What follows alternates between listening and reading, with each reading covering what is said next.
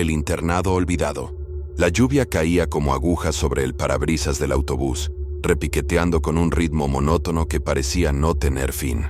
El cielo estaba tan gris que no se distinguía dónde terminaban las nubes y dónde empezaban las montañas. En los últimos asientos viajaban 5 jóvenes que no se conocían, pero que compartían la misma sensación. No estaban ahí porque quisieran. El conductor, un hombre robusto con una gorra descolorida, no había dicho ni una palabra desde que salieron de la ciudad. El motor rugía y el olor a diésel impregnaba el aire. Afuera, la carretera se volvía cada vez más angosta y sinuosa, bordeada por bosques que parecían cerrarse sobre ellos. No había casas, no había señales de vida, no había señal en los teléfonos. ¿Cuánto falta?, preguntó una voz femenina desde atrás. Era Laura, de 17 años, cabello negro lacio y mirada desafiante.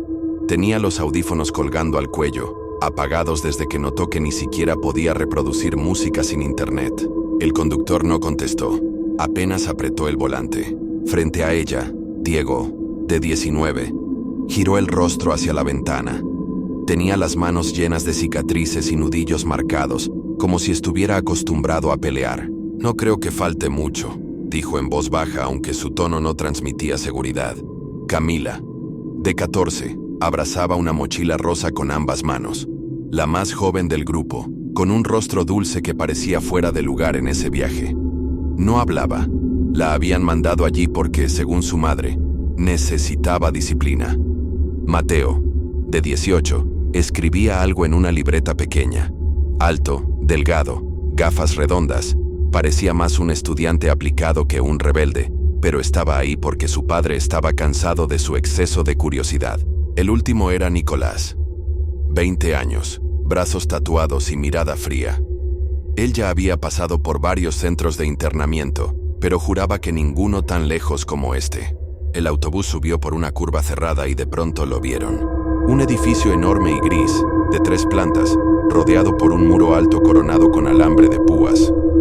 El portón de hierro negro estaba cerrado y custodiado por 2 hombres de chaqueta oscura, que parecían más guardias que personal escolar.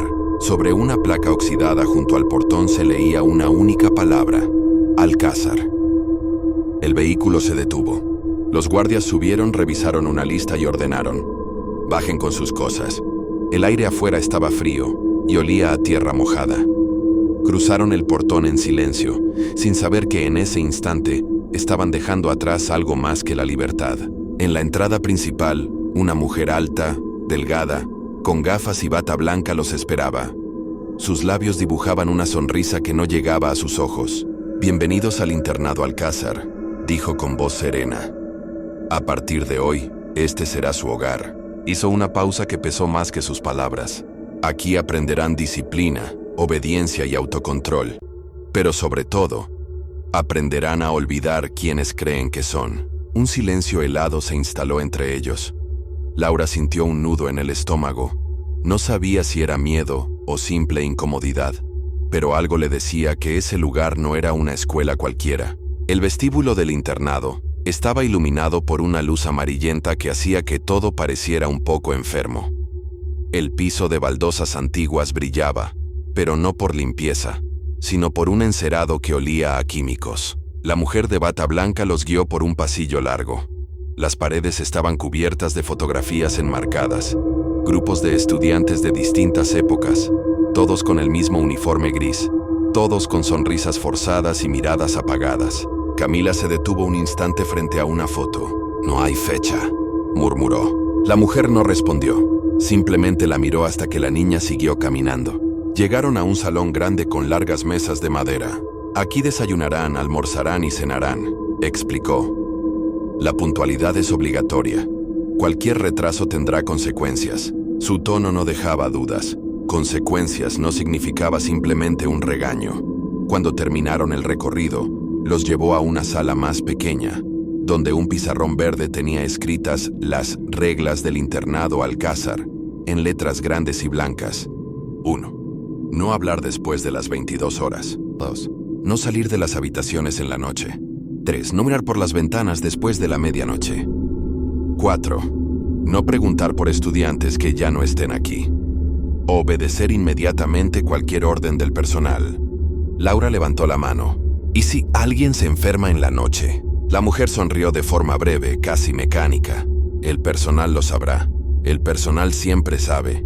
Mateo miró las reglas con el ceño fruncido, anotando cada una en su libreta. Algo le decía que, tarde o temprano, todas tendrían un motivo. Y ese motivo no sería bueno. Después, la mujer entregó llaves numeradas a cada uno. Estas son sus habitaciones. La cerradura es por dentro y por fuera. Nosotros decidimos cuándo pueden salir. Nicolás soltó una risa sarcástica. Genial, una cárcel con cama. Ella lo miró fijo. No con enojo, sino con algo peor. Una calma tan fría que helaba la piel. No, susurró. Aquí no encerramos a nadie. Aquí cuidamos que nadie se vaya antes de tiempo. El grupo se dispersó hacia sus cuartos, pero la sensación de estar cruzando una línea invisible era imposible de ignorar. Cada puerta que se cerraba parecía sellar un pacto silencioso. Esa noche, mientras se acomodaba en su cama, Laura escuchó algo. Pasos lentos en el pasillo, aunque las luces ya estaban apagadas. No parecían de un guardia, no parecían de un maestro, eran más arrastrados. Y entonces un golpe suave en su puerta. 3 toques, no muy fuertes, no muy débiles, solo lo suficiente para que supiera que no estaba sola. Laura se quedó inmóvil en la cama, con la mirada fija en la puerta. El golpe se repitió. 3 toques suaves. Luego silencio. Contuvo la respiración, esperando escuchar pasos que se alejaran. Pero no hubo nada. Solo el zumbido bajo de las luces del pasillo colándose por debajo de la puerta. Se giró lentamente para mirar a su compañera de habitación. Una chica delgada de cabello muy claro llamada Andrea, que ya estaba acostada de espaldas. ¿Oíste eso?, susurró. Andrea no se movió. «Duerme», dijo con voz apagada. «Si respondes va a volver». La frase la dejó helada. «¿Qué cosa?». Andrea no contestó. Se cubrió la cabeza con la sábana y se quedó quieta. Laura no durmió mucho esa noche. Escuchó más golpes en otras puertas. Pasos arrastrados y un leve murmullo que parecía venir de los conductos de ventilación, como si alguien susurrara nombres. En otra habitación, Diego se revolvía en la cama. Su compañero, un chico moreno con cicatriz en la ceja llamado Bruno, roncaba.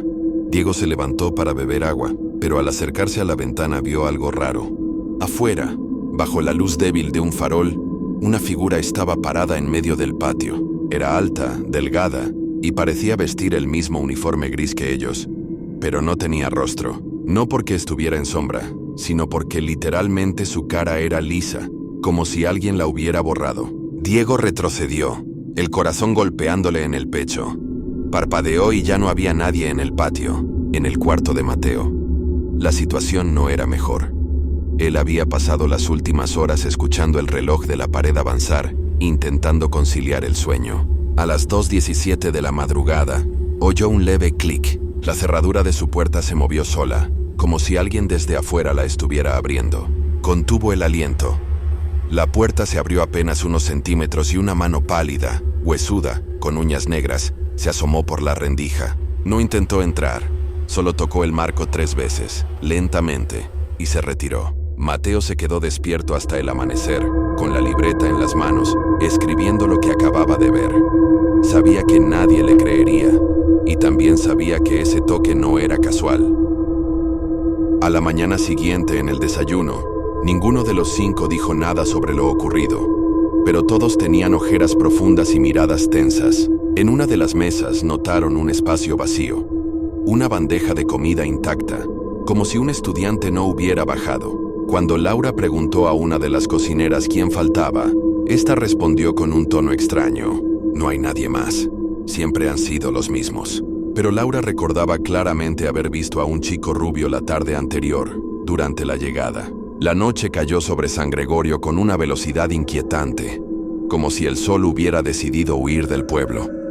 El cielo, cubierto de nubes espesas, parecía presagiar algo que no tenía que ver con la lluvia. Daniel permanecía en la habitación que había alquilado en la vieja posada de Doña Rosa. Una mujer de manos arrugadas y mirada nerviosa, que desde su llegada le había repetido varias veces: «Aquí, joven, No salga después de las 11. Ni por nada del mundo vaya hacia el bosque. Al principio lo tomó como una superstición local, pero la forma en que la anciana lo decía, bajando la voz y mirando hacia la ventana como si temiera que algo pudiera escucharla, le había dejado una sensación incómoda. Esa noche, mientras revisaba sus notas en la mesa de madera junto a la ventana, escuchó un ruido extraño. 3 golpes secos. Como si algo grande hubiera chocado contra la puerta principal de la posada. Se levantó, pero antes de poder asomarse, doña Rosa apareció en el pasillo. Sus manos temblaban, y en ellas llevaba un crucifijo de madera. «¡No abra! Pase lo que pase, no abra», dijo con voz quebrada. Los golpes se repitieron, esta vez más fuertes. Daniel tragó saliva y se apartó de la puerta. El reloj marcaba 11:06 p.m., y un frío repentino se filtró por las rendijas de las ventanas, apagando la vela que iluminaba el pasillo. En la oscuridad, creyó escuchar un susurro pegado a la puerta. Daniel. El corazón le dio un vuelco. Nunca había mencionado su nombre en el pueblo. Un silencio sepulcral invadió todo el lugar hasta que, de pronto, los golpes cesaron. Doña Rosa, sin apartar la mirada de la puerta, susurró: «Ya empezó, y esta es solo la primera noche». La madrugada en la casa se sentía diferente, más densa, como si el aire se hubiera convertido en un líquido espeso que costaba respirar. Laura, que dormía en el cuarto principal, despertó sin saber por qué. No había ruido, o tal vez sí, un ruido tan bajo y continuo que parecía un zumbido en el fondo de su mente. Se incorporó lentamente. Sus pies tocaron el suelo helado y miró alrededor. La luz de la luna entraba por la ventana, proyectando sombras que parecían moverse por sí solas. Fue entonces cuando lo vio. En la esquina del cuarto, junto al armario, había una figura. No se movía, no respiraba, pero su presencia era tan opresiva que Laura sintió que su corazón iba a salirse por la boca. Era alta, más alta que cualquier persona normal, y su cabeza parecía torcida, como si estuviera colgando de un hilo invisible. «¿Quién está ahí?», preguntó con la voz rota. La figura inclinó lentamente la cabeza hacia ella. No hizo ningún sonido, hasta que de pronto dijo su nombre con un susurro que no podía pertenecer a una garganta humana. Ella retrocedió de golpe, tropezando con la cama. Cuando parpadeó, la figura ya no estaba ahí. El armario estaba cerrado, el cuarto en silencio, pero el zumbido persistía en su cabeza. Tomó su celular para encender la linterna, pero la pantalla estaba apagada y no respondía. Intentó encender la lámpara de noche, pero tampoco funcionaba. Y entonces, algo la tocó. Fue una mano fría, huesuda, que salió de debajo de la cama y le sujetó el tobillo con una fuerza imposible. Laura gritó con todo el aire que tenía, y en ese instante, la luz volvió. No había nadie, no había mano, solo ella, jadeando, con la piel erizada y la sensación clara de que algo la había encontrado, y que no pensaba dejarla ir. Esa noche no volvió a dormir. La curiosidad y el miedo se entrelazaban en el pecho de Laura mientras seguía a Camila, Diego y Mateo hacia la biblioteca del internado, un lugar tan silencioso y frío que parecía más un mausoleo que un sitio para leer. La mujer de bata blanca había insistido en que el acceso al sótano estaba prohibido, pero la sospecha crecía con cada día que pasaba. Después de horas de buscar puertas y pasajes secretos, finalmente encontraron una pequeña trampilla oculta tras un estante de libros polvorientos. El metal chirrió al abrirse, liberando un aire viciado que olía a humedad y a algo más, indescriptible y desagradable. Con linternas improvisadas, bajaron por una escalera estrecha y carcomida. Las paredes estaban cubiertas de cables, cámaras y sensores que emitían un zumbido bajo y constante. Cada paso retumbaba en el silencio absoluto del sótano, que se extendía mucho más allá de lo que cualquiera había imaginado. En un corredor largo, encontraron varias habitaciones acolchadas, cada una con una pequeña ventana de cristal grueso. Dentro, estudiantes sentados en silencio, con ojos vidriosos como si estuvieran desconectados del mundo.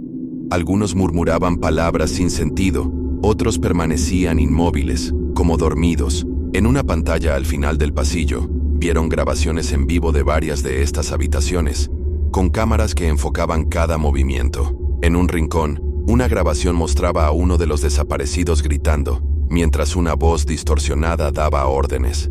La verdad les golpeó como un puñetazo. El internado no era un lugar para enseñar, sino un laboratorio donde experimentaban con sus mentes y cuerpos. El miedo se convirtió en urgencia. Había que salir y rápido. Sentados en un rincón oscuro del sótano, el grupo se reunió para compartir lo que habían descubierto. Las grabaciones, las habitaciones acolchadas, los estudiantes en estado vegetativo. Todo apuntaba a una verdad insoportable. «Esto no es una escuela», dijo Mateo con la voz temblorosa. «Es un lugar para romperte, para destruir lo que eres». Laura apretó los puños. ¿Pero por qué? ¿Quién haría algo así? Diego sacó una hoja arrugada que había encontrado entre los documentos olvidados en la biblioteca. «Familias adineradas», leyó en voz alta. «Pagan una fortuna para curar a sus hijos problemáticos, para que sean obedientes, sin preguntas, sin rebeldía.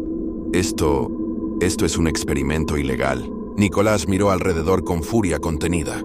«Y nosotros somos sus conejillos de indias». Un ruido seco lo sobresaltó.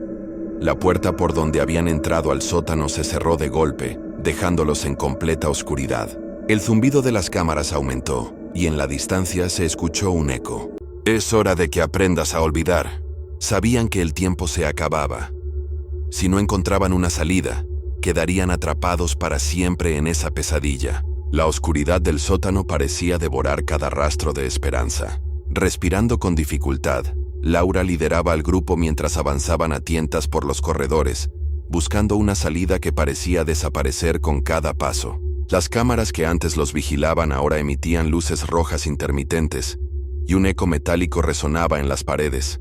Pasos pesados que se acercaban. «Rápido por aquí», susurró Mateo señalando una puerta oculta detrás de unas cajas apiladas. Abrieron con dificultad y encontraron una escalera que descendía aún más profundo, hacia un laberinto de túneles. El aire era frío y húmedo, y el silencio estaba roto solo por sus propios latidos acelerados. De repente, un grupo de figuras vestidas con uniformes oscuros bloqueó su paso. Eran los guardias. Rostros inexpresivos, ojos fríos y armas en mano. Nicolás no dudó. «¡Corran!». Los 5 salieron disparados por el laberinto, esquivando sombras y doblando esquinas en una persecución que parecía no tener fin. En un cruce Laura tropezó y cayó. Sintió una mano agarrarla del brazo, tirándola hacia atrás. Era uno de los guardias, firme y decidido. Pero Diego apareció, lanzándose contra el hombre con toda su fuerza, logrando liberar a Laura. «¡Vamos!», gritó mientras todos corrían hacia la salida. Al llegar al exterior, la fría noche los envolvió. El bosque los esperaba, oscuro y silencioso. Sabían que aunque lograran escapar del internado, el peligro no había terminado. El bosque parecía un refugio seguro al principio, pero la oscuridad y el silencio también escondían peligros. Los 5 jóvenes corrieron sin mirar atrás, con el corazón latiendo a 1000 por hora y el frío mordiendo su piel. Finalmente, después de horas de caminar, llegaron a un pequeño pueblo. Era temprano, y las calles estaban casi vacías, pero decidieron buscar ayuda. Entraron a un café y con voces temblorosas intentaron contar su historia. «Nos escapamos de un internado, un lugar donde hacen cosas terribles a los estudiantes», pero sus palabras encontraron paredes sordas. Los habitantes los miraban con escepticismo, o peor aún, con indiferencia. «¿Internado?», preguntó el camarero. El Alcázar cerró hace meses por mantenimiento. Nadie parecía haber escuchado sobre desapariciones, ni sobre experimentos, ni sobre alumnos perdidos. La policía local descartó su historia como una invención o un delirio. Laura sintió cómo la desesperación la golpeaba con fuerza. «Si no hacemos que alguien nos crea, nunca podremos detener lo que pasa allí», dijo en voz baja. Decidieron entonces usar las pocas herramientas que tenían: grabaciones, notas y su testimonio. Pero el mundo parecía empeñado en cerrar los ojos. Pasaron los años. Los sobrevivientes siguieron adelante, intentando reconstruir sus vidas. Pero ninguno pudo olvidar el Alcázar. Laura, ahora lejos de aquel pueblo, había intentado denunciar el internado, pero las pruebas desaparecieron misteriosamente.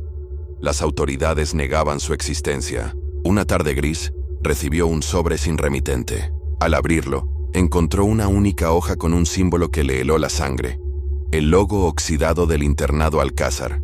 Debajo una frase escrita con tinta negra: «Vuelve a casa, tu habitación te espera». El papel parecía palpitar entre sus manos. Laura sintió un escalofrío que le recorrió la espalda. Sabía que aunque huyera, el internado nunca la dejaría ir. En la penumbra de su habitación, el teléfono sonó una vez. Nadie contestó, y en el silencio, una voz apenas audible susurró su nombre. Laura. El terror después de todo no termina.